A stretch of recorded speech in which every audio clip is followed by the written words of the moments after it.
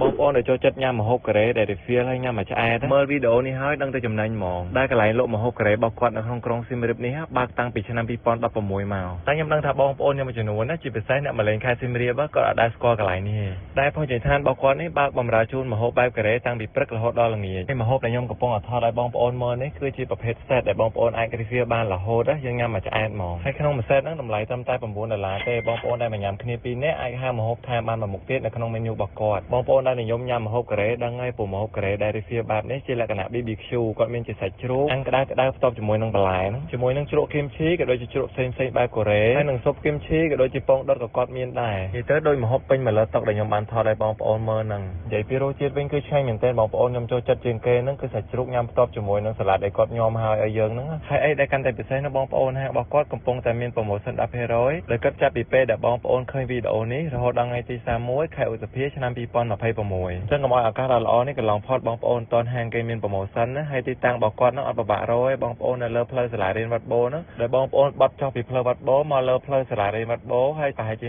50ម៉ែត្រហាងរបស់គាត់នៅខាងឆ្វេងដៃនឹងឯងដែលមានឈ្មោះថាអឹមខុកទីតាំងរបស់គាត់ហ្នឹងមានកន្លែងអង្គុយធំទូលាយហើយនឹងមានម៉ាស៊ីនត្រជាក់ថែមទៀតផងហើយហាងរបស់គាត់នេះមិនមានតែប្រភេទ BBQ ដែលខ្ញុំ recommend ហ្នឹងឯណាបងប្អូនគាត់នៅមានមុខម្ហូបជាច្រើនទៀតអញ្ចឹងអ្នកដែលមកលេងខេត្តសៀមរាបក៏ដូចជាអ្នកសៀមរាបដែលអត់ទាន់ស្គាល់កន្លែងគាត់នេះទេកុំភ្លេចមកសាកណាអរគុណសម្រាប់ការតាមដានវីដេអូពីដើមដល់ចប់ជួបគ្នានៅវីដេអូក្រោយទៀតបាយបាយ